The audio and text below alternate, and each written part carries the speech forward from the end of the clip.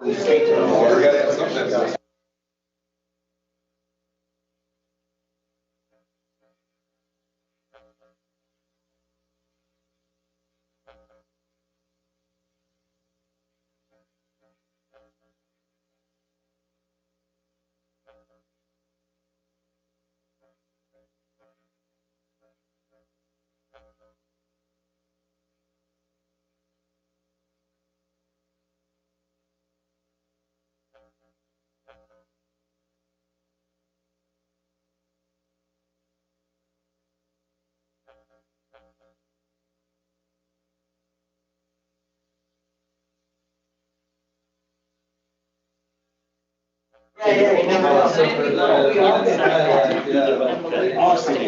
Morning, everyone. I'm told we are on the air now or close to being on the air, so we'll go ahead and get started. A couple minutes late. Madam Clerk, will you, when you get a second, call the roll and we'll get rolling? Bell. Here. Curran. Here. Freeling. Here. Harrison. Here. Hinkleman. Here. Majeri. Here. Meeks. Here. Scott. Here. Ballrath. Present. Werfel. Here. Yarborough. Present. Elliott. Here. Mr. Chair, you have 12 present. Thank you. Let me look at the agenda and see what we're doing.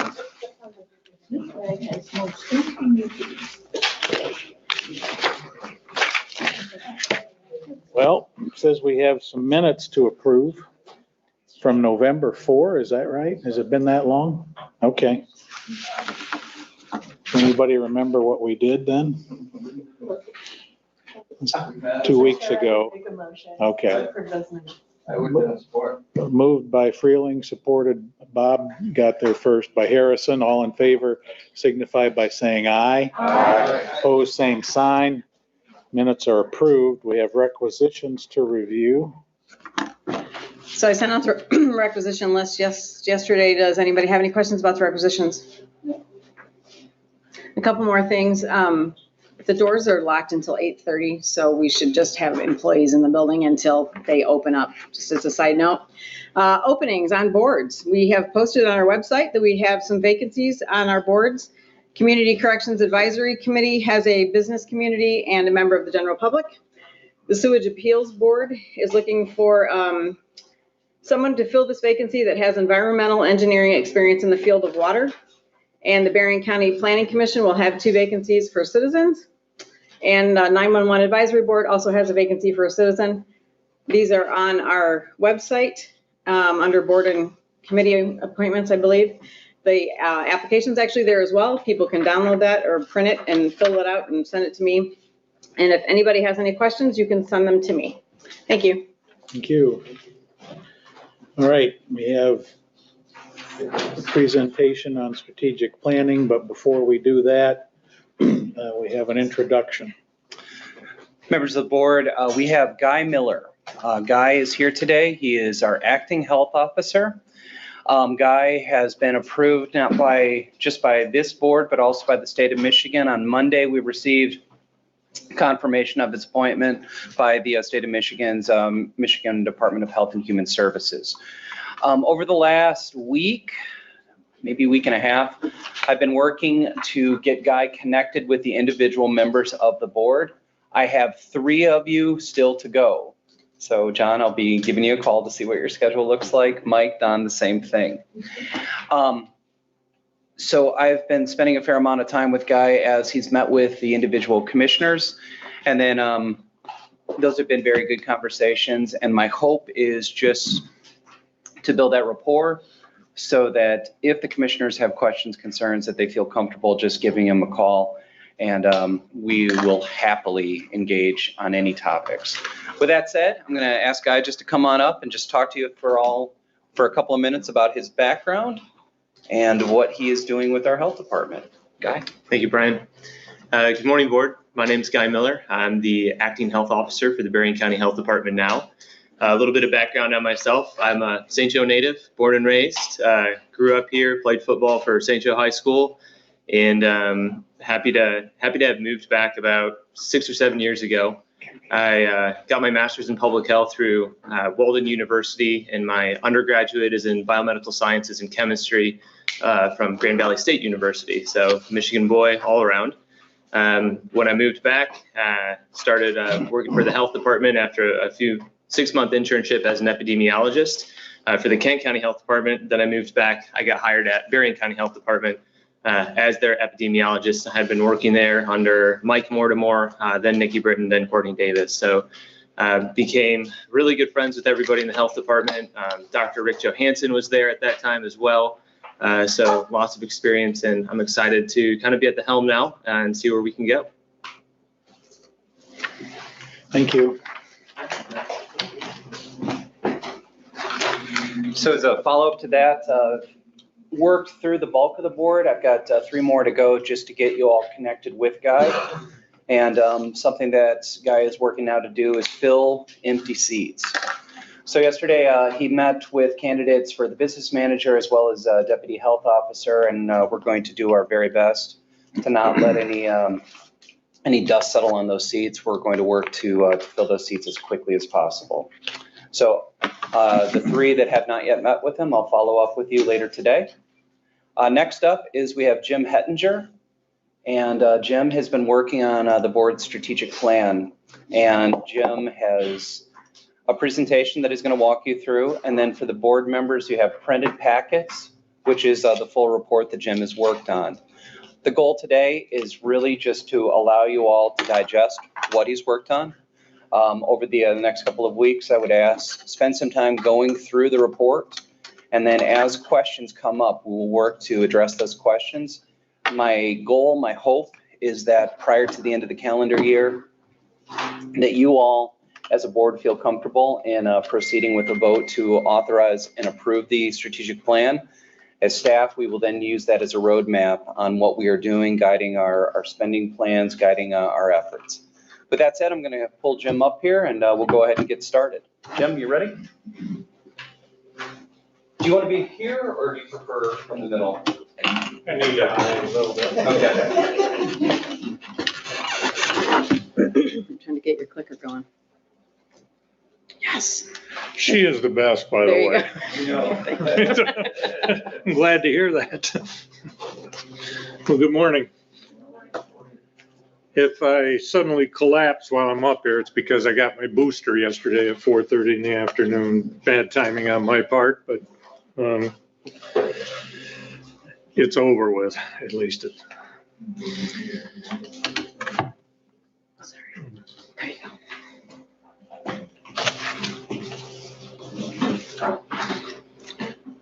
Since we're going to talk about the Great Lakes a little bit today, it was 63 years ago today that Carl Bradley went down in northern Lake Michigan, taking 33 people with it.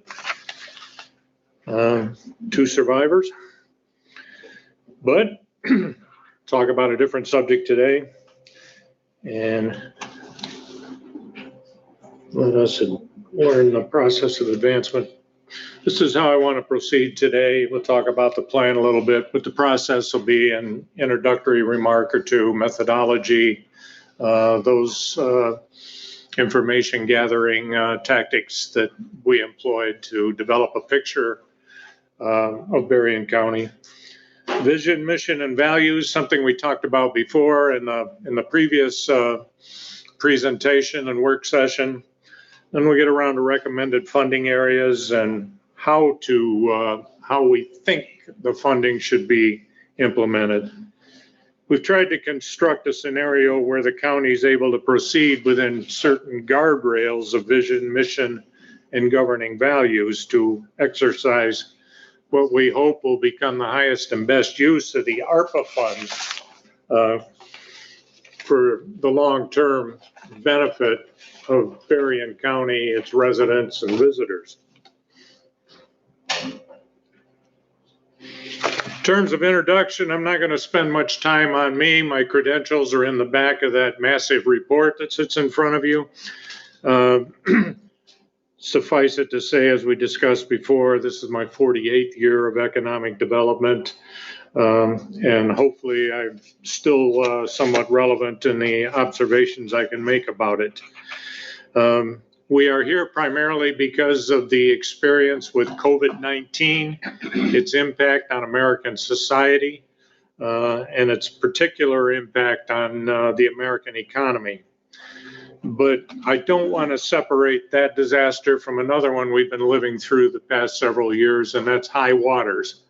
For lakeshore communities up and down the Michigan coast, high waters have caused a great deal of expenditure, a great deal of loss of revenue sources, and really play into the overall picture identified in the COVID ARPA legislation as, you know, the majority thrust here has got to be towards community resilience.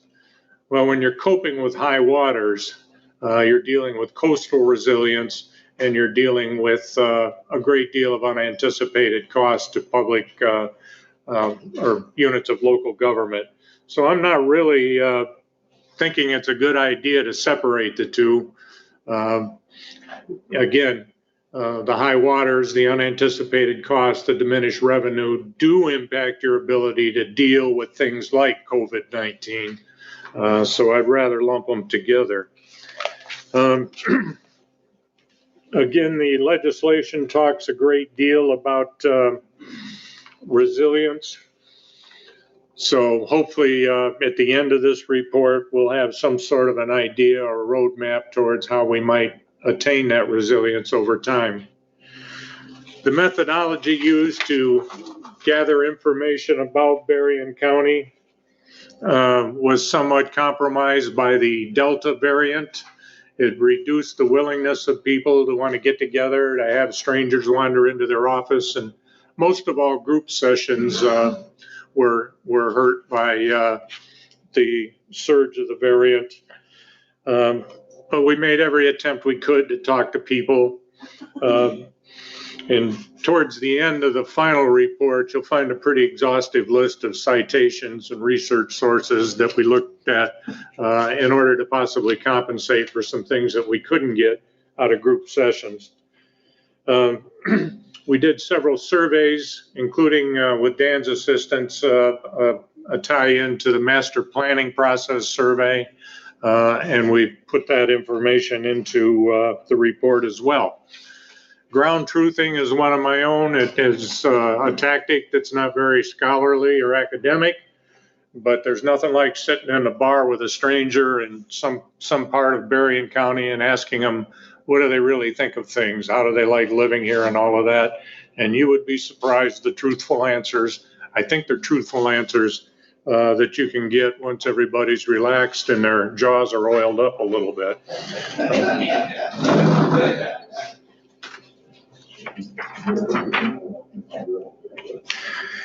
Using mission, values, vision in a project orientation and process such as this is a little bit different from the normal manner of governing. But you're looking again for resilience, extraordinary ways to provide resilience, and maybe ways to improve overall governing effectiveness. Recognizing how unique the situation is, none of us have lived through a pandemic before, associated lockdowns, and now we're kind of dealing with some bitter social and political divisions in the wake of all of this. I think it's important that we try to find ways as a county to pull ourselves together to address the highest and best use of the opportunity that's going to be here in front of us. And I think if you look at the vision statement, the very last sentence is kind of key to me. 10 years from now, I'd like to see Berrien County respected as unit of local government that seized upon a very unusual opportunity to improve its performance in every area of local governing, especially in the provision of equitable justice, health, and safety. The mission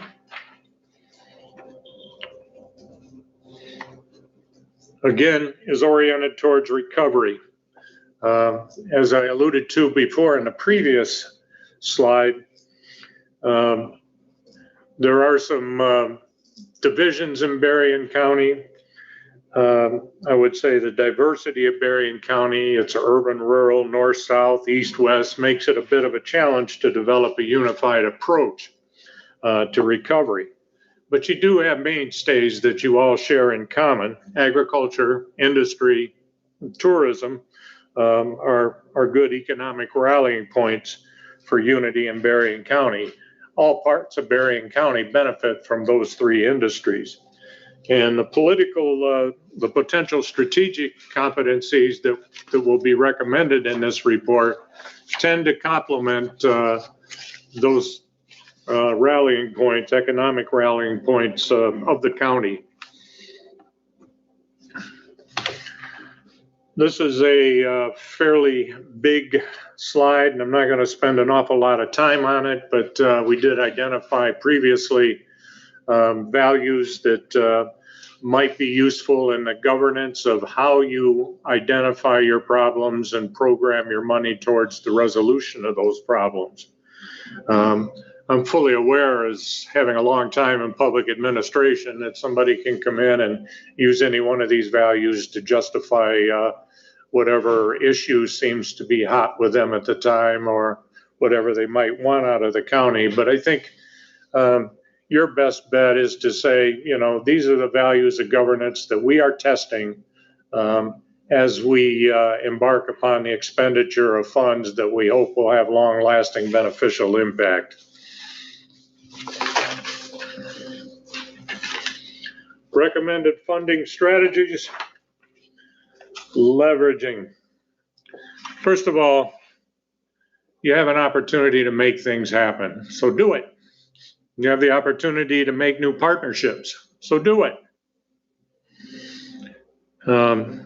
You can invest with partners. There is a lot of interest in local level developments that might need county money. You can do it, but do it strategically. As far as leveraging is concerned, the county should invest wherever there is a willing partner to match the county investment.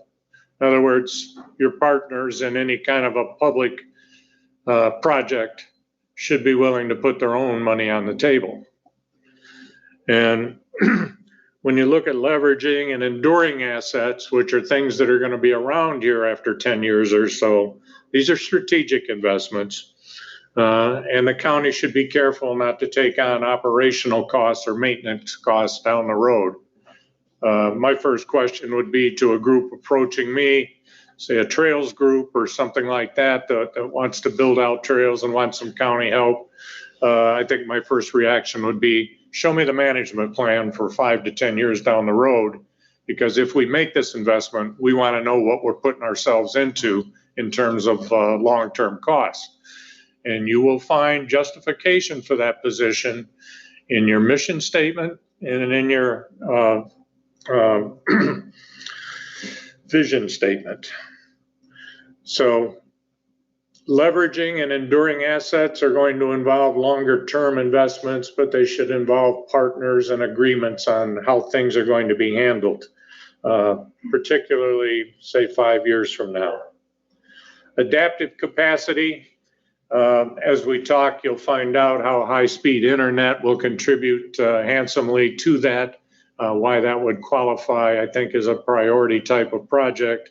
But adaptive capacity refers to your ability to govern too, and to govern differently in different circumstances. And again, by establishing vision, mission, and values for this particular project, you are demonstrating that capacity, but you'll learn a great deal more. It is my hope. And finally, any strategies, funding that you do ought to be compatible with your guardrails, your vision, your mission, and your values. Admittedly, at times I've made the language flexible enough so that if you need to jump in someplace that's not specifically identified, you'll find a justification for it in the plan. It's not as easy as I make it sound. It's flexible language, but it's also restrictive in ways, and that you should not go beyond a certain point in investment of these funds. At this point in time, we still believe that it's about 29.8 million, Dan. So as we get down towards the end here, I'll make a suggestion on how possibly to parcel that out. But among the funding priorities, the people we talked to, there was a great deal of interest in high-speed internet. And if you look at the benefits of doing this within Berrien County, real estate is assisted through satellite mapping. Home values tend to increase if you've got high-speed internet in the neighborhood. And of course, your ability to attract people who can work from anywhere, who can work virtually, is dramatically enhanced if areas of the county are equipped with this kind of technology. It's helpful for agriculture, and one of the arguments you hear from the telecommunications companies and other people is it's not cost effective to extend high-speed internet into the rural areas. And I've got a couple of answers for that, but we're finding out west, particularly with the livestock operations, that it is in fact cost effective to extend it into agricultural areas. It increases crop yields. It increases the ability to analyze soil. It particularly increases the ability to manage livestock. Those of you that may have been in southern Utah or Arizona, some of the big cattle farms there, notice the RFID devices hanging from the animals' ears. Those animals are being tracked by satellite. The farmer can get on their computer and know exactly where their livestock is wandering. And by the way, there is a great deal of wisdom to coming home with the cows, because the computer screen gets real dense. Education. And I think education is one of the most important things that high-speed internet can do for the county. You can already assume that most of the educational institutions have some fiber in the ground, but that doesn't answer the whole idea of in-home learning. Not everybody is able, and we found this out in COVID, to do online or learning. They may not have the technology extended to their house. They may not have the technology within their house to receive the information. So it's kind of a community-wide, county-wide type of approach that might be needed to facilitate in-home learning. But I also want to address something that I call convenience learning.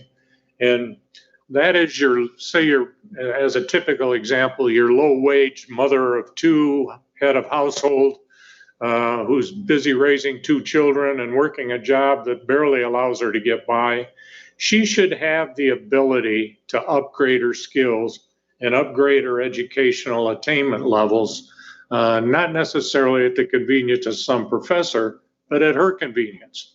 And a lot of communities across the country now are assuring community education, specific types of curricula that can be beamed into the home that allow individuals to pursue degrees, to pursue skill upgrades, and to pursue certifications. We know in communities where there are higher levels of educational attainment, there are higher levels of income, higher levels of compensation.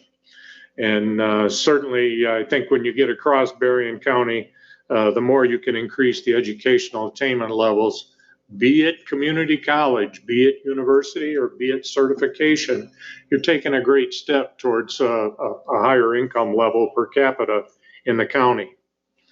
Skills training is very important. Your employer community is very interested in that.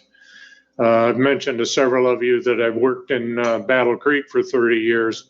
One of the things that we accomplished was the ability to beam skills training right into the factory floor. So the workers really never had to leave their place of work in order to attain skills upgrade. And they're right there with their equipment too. So there's actual hands-on learning taking place. And we know from a number of studies that that kind of learning is far more effective. So I think education is very much a key to the provision of high-speed internet. Government services.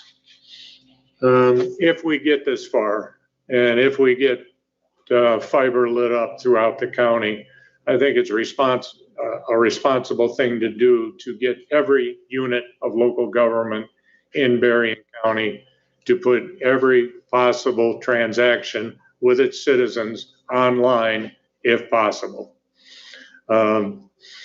It spreads county services evenly throughout the county, gives people access at times when it's not convenient for them. But I think the more you can tie people into the use, particularly local government permitting processes and registration processes, you're saving energy and you're providing a lot of convenience to your citizens. And this may very well include law enforcement too. Cameras posted in remote areas, for example, spare the county of having to send somebody out to check or every time something pops up on the screen or something. So there are just a multitude of ways in which high-speed internet can serve the county. And we know that the telecoms, and I said this just a couple minutes ago, have a big problem with extending this kind of service into rural areas. They don't see the return on investment. One of the ways we can compensate for that is to develop as much usage as possible among the people here. And I will advocate later on in this report for a rollout manual on what county-wide high-speed internet should look like.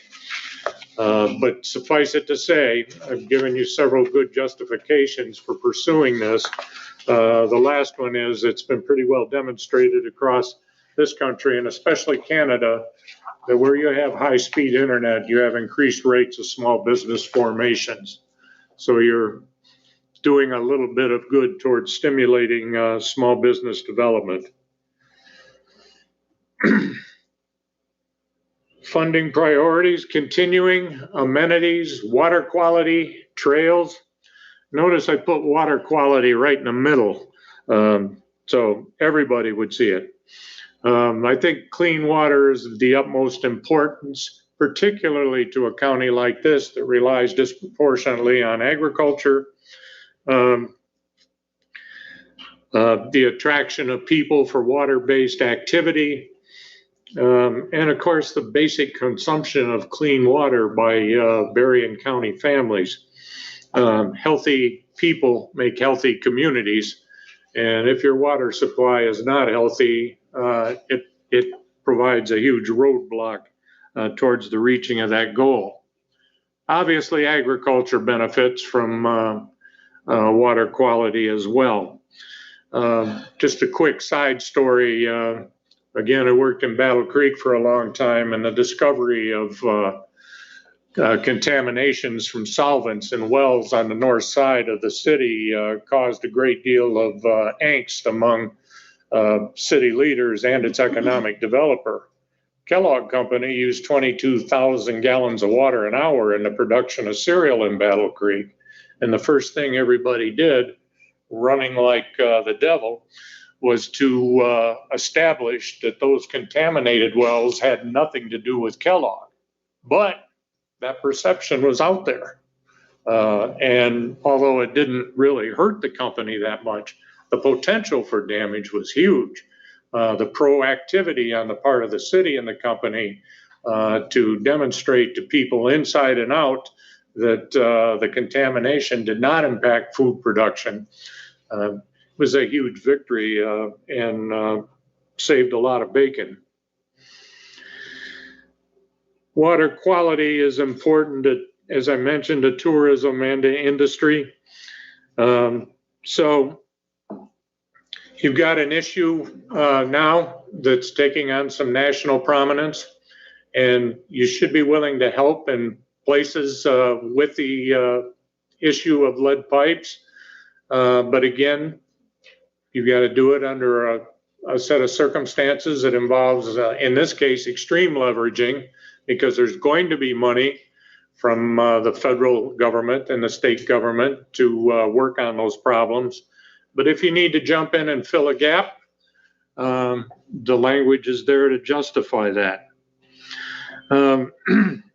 In terms of resilience, I want to talk about trails for a second, because I spent some of my volunteer time as a board member for the Southwest Michigan Land Conservancy, with whom the county's had a pretty good relationship over the years. They saw during the COVID lockdowns unprecedented use of their nature preserve areas and outdoor recreation areas.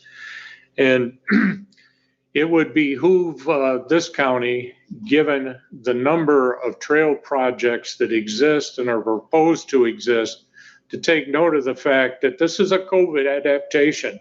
People are suddenly getting out more to outdoor recreation, to nature preserves than they've ever done before. We've had reports at the Land Conservancy that there are cars waiting outside to get in for parking spaces in a number of the areas. So if we're going to limit people's distancing or promote distancing, we're going to have to look for different forms of recreational outlets, and certainly enjoying some of the vast natural endowments that we've got as a way of doing that. And I think a solid adaptation to COVID and post-COVID areas. Under amenities, hard infrastructure, again, things that last more than 10 years. Discussions with Dan and Brian have indicated that there's a number of opportunities for the county to repair bridges here and there, that there are a number of projects that are at least on the drawing board and available, I think, for funding partnerships to proceed. So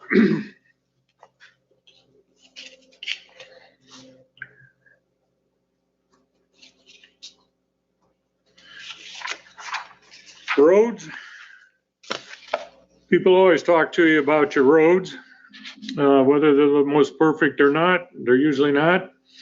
But roads is a measure by which local government is frequently judged. Our roads are halfway decent. The county does a good job of taking care of rural roads, or they don't. The real underlying issue for you is that people perceive you as doing your job well or not so well by a lot of times the condition of the roads. And again, remember, roads in Berrien County are going to serve agriculture, industry, and tourism, your economic mainstays, not to mention the conveniences of the residents to pay you taxes. It is a little difficult to integrate ARPA funding with roads. There is already ample funding available out there, and I provided you a graph in the report that shows the many sources from which this revenue comes. But there are opportunities for you, again, to bridge some gaps, to plug some holes in financing in order to make a road improvement project happen. So I've kept that in there, even though there are other sources of financing. You can be a trigger here for making things happen where the other inputs are not exactly adequate enough to make the project go forward. Final area is an area I call administrative projects, and this speaks directly to the adaptive capacity of local government, in particular county government, how you might be able to do things better. In the plan, you will find the recommendation for an asset management plan. Your road department is already operating with an asset management plan, and some information that I have received indicates that the county intends to expand the asset management plan to other county facilities, and I'd highly recommend you do that and maybe set aside some money to make sure it gets done. But over the next 10 years, you're going to face a number of maintenance, refurbishment, and possibly replacement charges. And again, if you want to meet those vision goals and mission goals, it's a good idea to be thinking about investments 5 and 10 years down the road, and investments that you make today, how it sets you up 5 to 10 years down the road. Research projects, a second category under administrative. We talked about this before. I'm still convinced that you have a level of water, you have an expertise in water level management that is not easily found elsewhere in the country. I'm aware now of yet a new study being undertaken by Notre Dame in the New Buffalo area about beach conditions. This area is pretty ripe for the development of knowledge in the management of high and low water. It can be an ongoing type of research operation. But academia, environmentalists are both very interested, not to mention homeowners, property owners, and a lot of local governments that have had to spend, as I said earlier, a lot of unanticipated money costs on repairs and protections of basic public infrastructure. So water level research is a feasibility type of area that you might want to look at.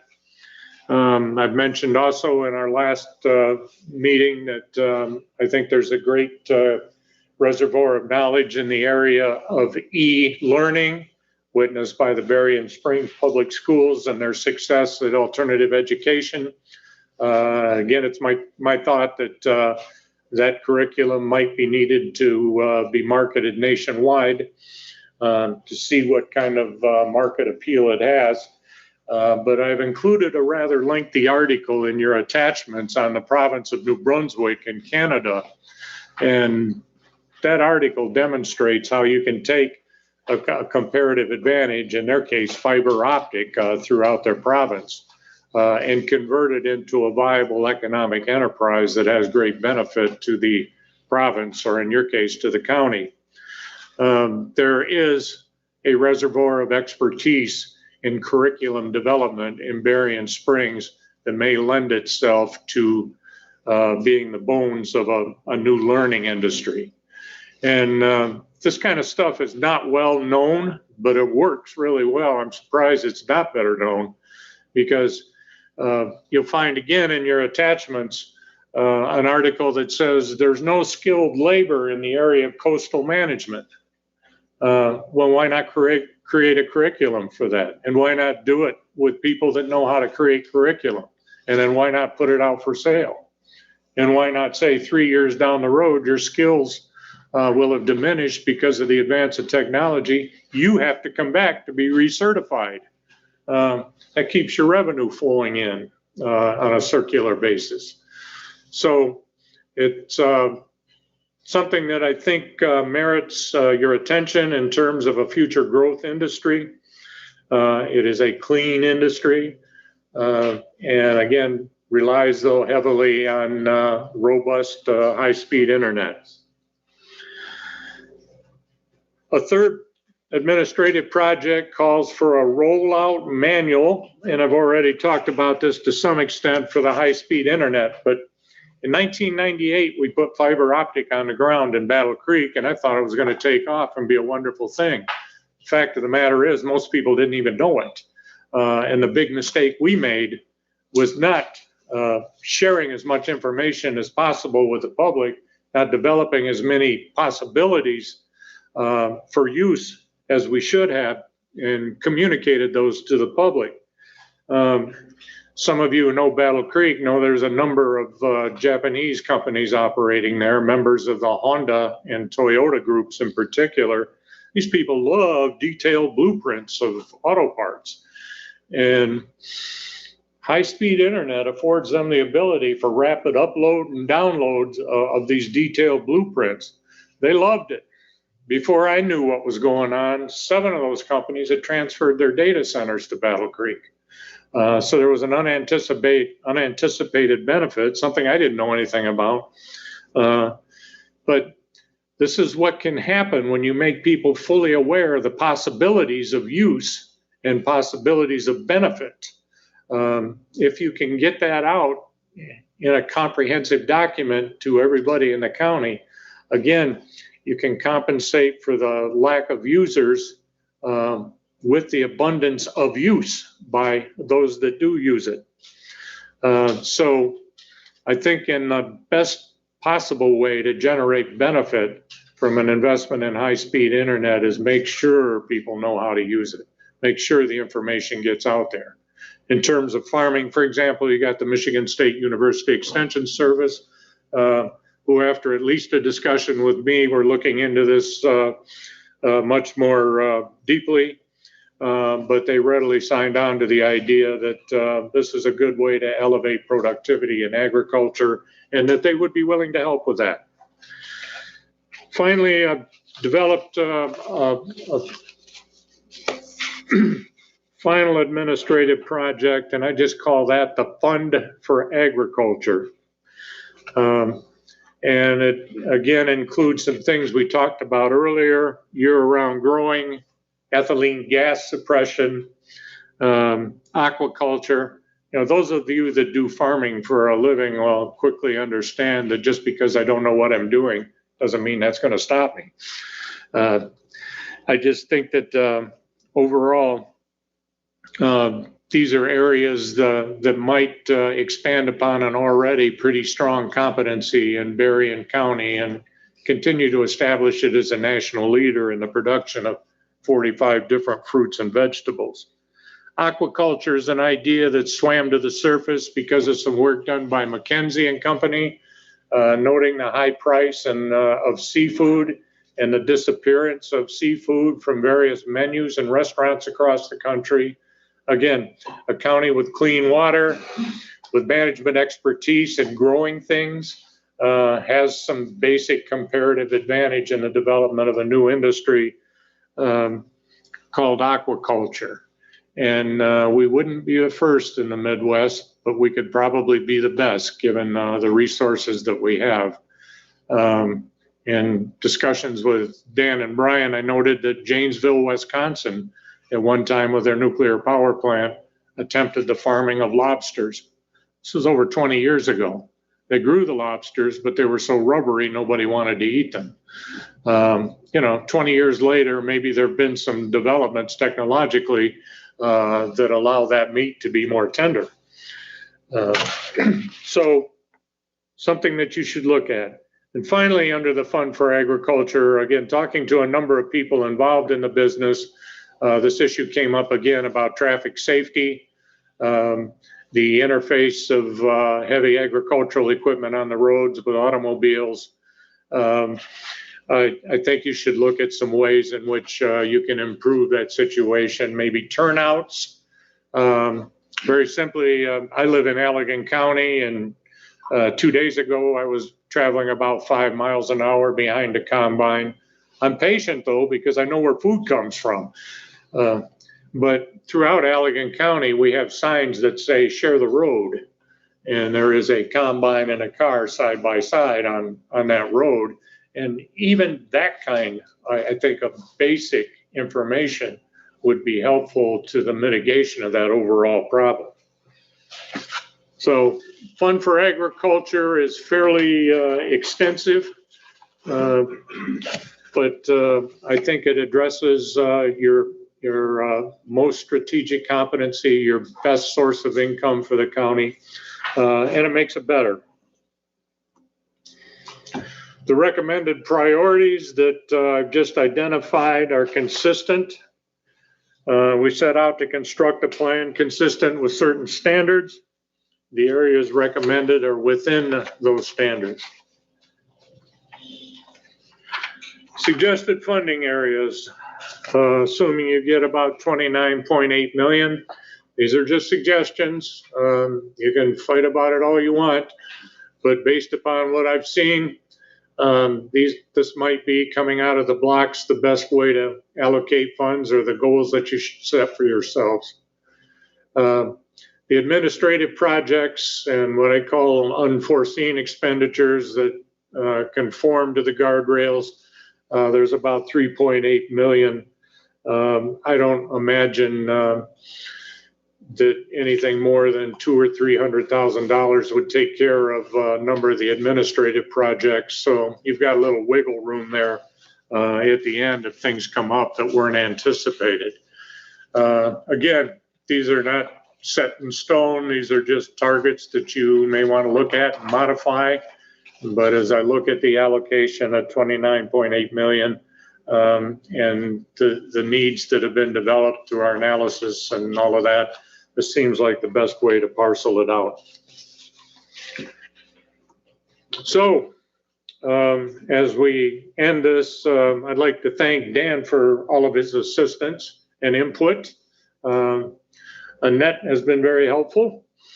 And Southwest Michigan Planning Commission has been very helpful. And I have to mention this because, again, I didn't get a large number of interviews that I prefer for doing something like this. But they have a huge database there. And it was possible for me to look at master plans of cities and townships and villages and the county in great detail. And to determine where, for example, trails started and where they needed to be connected, things like that. So I think that the support is well documented by the reference material involved. And I left in the version that you have, which I hope for the sake of our forests isn't published by paper in thousands of copies. It won't be. But the reference material in the back is pretty important. It justifies certain things that I think are recommended to you here, and also talks about the experiences of other areas that have done something like this. Just one final comment, in looking at what some of the other counties were doing, and I think we mentioned this in the workshop session, there's a pretty strong focus right now on mental health and ARPA funding. And you think about what happened in South Haven, for example, this past summer. I knew both of those people. The argument would seem to be a little bit more compelling, but my question to you is, how do you sustain this over the long haul? A lot of counties got out of mental health departments because they just didn't have the revenue to support it, even with special millages. It was a difficult situation. And I'm not sure it's in your best interest because you're going to face those same problems. You're doing a little bit of work with the county health department now. Maybe you can integrate some elements of mental health, but I don't think there's much question that after the pandemic and the lockdowns and some of the political things that have happened, that we are a lot more wild-eyed a society than we've ever been before. And the need for mental health is probably greater than it's ever been before. But I just don't think you can afford to sustain it over the long haul. If you can, more power to you, but it's not an easy chore. And one county after another told me they'd love to do it, but they just don't see the revenue down the road to keep it viable. So that's the presentation. I will do my best to answer any questions that you may have, what you might want to do going forward. Members of the board, you just took in a whole lot of information. This is a project that Jim's been working on for months and months and months. I know that you've got a lengthy day between this meeting, your committees, the board meeting. What I would recommend is take some time, read through the report. If you funnel your questions to me, I'll work as your conduit to get in connection with Jim.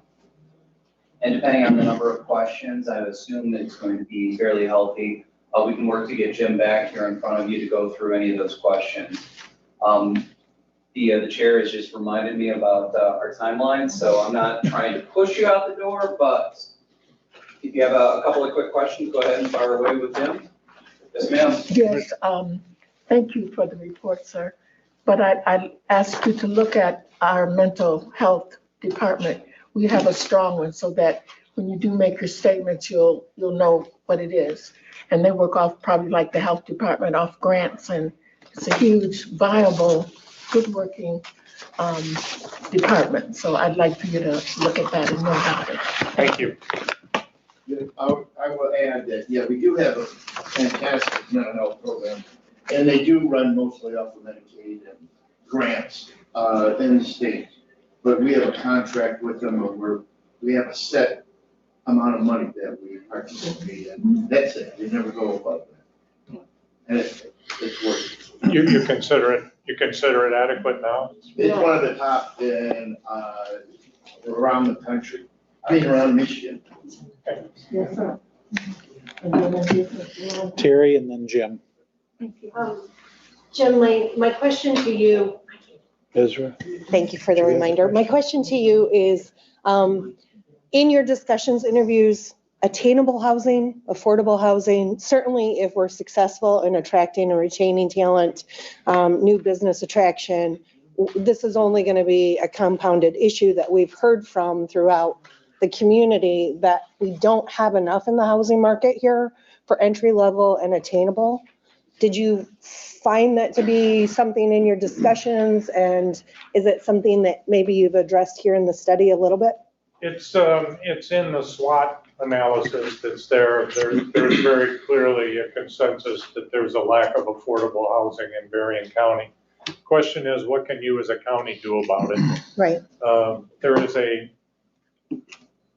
long time cynical observation about government housing, and I'd hate to see you go down that path. It's probably a soft infrastructure and amenities type of program, but you would not want to operate housing as a county. I think you could stimulate housing, making land available, or if legally permissible, suspending certain kinds of regulations that you might normally impose. But it's a big issue. I just didn't think it was a right issue for you to sink these funds into. But there's nothing to prevent you from tilling the earth to make possibilities interesting for housing developers. And I would do that. I mean, I would go crazy trying to get that done in this county. We're aware of Cornerstone Alliance offering incentives to people to move to certain zip codes within Berrien County. That doesn't work if you don't have the housing. Right. To back it up, so. Affordable housing.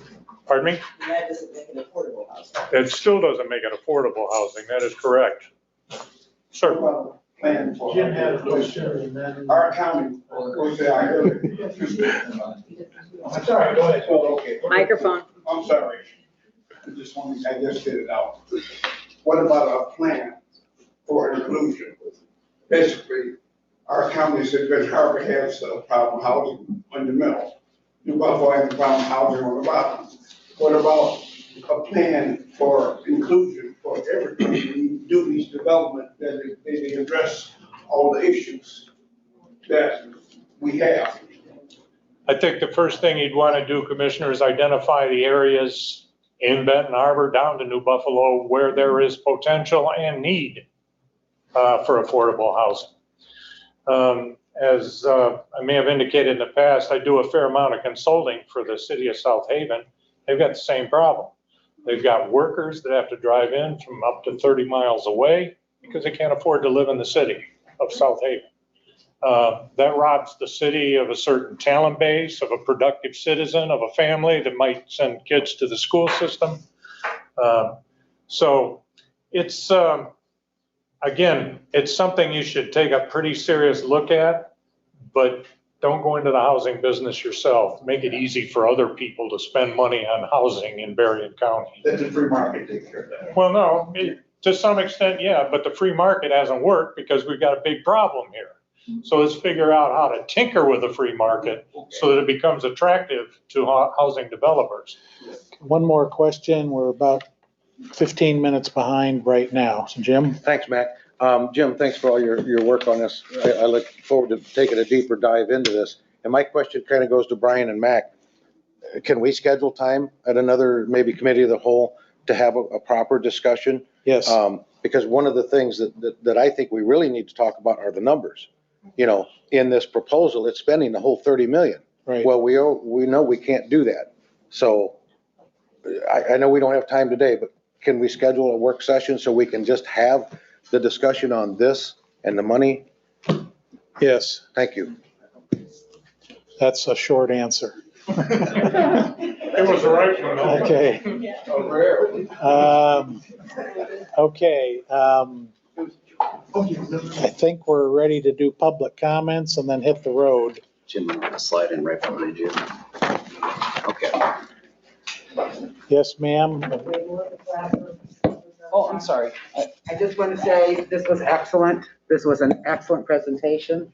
Thank you, sir, it was really very informative. So I hope it's going to be on, Brian said it's going to be on the website, the actual report. So anyway, it was excellent. I hope to attend more. So thank you very much. Thank you. Anyone else? Yes, sir. This is for open comments, correct, or just for? I moved the microphone right there. Any comments within 2 minutes? Brevity is better since we're running behind. Sure, real quick. So Michael Hoyt, 292 Bellevue, the city of Benton Harbor. There were some comments made here a couple meetings ago about a gentleman named Chris Cook. Chris Cook is dear to the city of Benton Harbor, what he's done for the city of Benton Harbor from Auburn Marsh. Auburn Marsh did a study for the oldest church of Benton Harbor, but it cost me thousands and thousands and thousands of dollars. He gave us his best engineer from South Bend, who went through our church from top to bottom, bottom to top. Chris Cook has taken in individuals from Benton Harbor, students from Benton Harbor, giving them ample possibilities to become civil engineers. It was uncivil for someone to sit here and use his name a few weeks ago in an unmanner of injustice to me, the way that I know Chris Cook has been to this, to me personally, and to the city of Benton Harbor. And to do that kind of accusations in this forum is just unjustly. Chris Cook, from the bottom of my heart, for what you've done for me personally and what you stand for, thank you. Very good, thank you. Anyone else? Yes, sir. Hi, Matt Kirkus, New Buffalo. You could probably hear me well. All right, so I want to thank 8 out of 12 of you for turning down some federal money. That's a big step. It's small potatoes. It's not going to get anywhere. The Internet of Things and the social credit. All that's going through with the forced vaccines and so why not stand aside and protect your name and go with the flow, right? Why not be a biochemist guy and not speak out about child mortalities and heart attacks and just pretend that because I'm assuming that's what he's going to do, because that's what you do. Now, I know you got about a minute left here, so I think we're a little naive talking about money, about let the free market tinker with the free market or whatever. Labor is the source of all value. Yeah, you should stand aside and let people stop intervening in people's lives. Let me tell you something. I have a shed. I'm not allowed to put a single wide on it. I'm not allowed to park a trailer on it. I pay taxes. I go here and I pay taxes on that piece of property. I can't put a fence on it. It's nothing. I pay you money and you don't do anything for me. Because you'd rather me live under a bridge than sleep in a shed. You would come and you would bring the force of you'd bring your guns and you'd tell me I can't live there. Okay, maybe you wouldn't now, but you would next week. You would when someone complained, because I don't have rights. You don't protect my rights. Thank you. Thank you.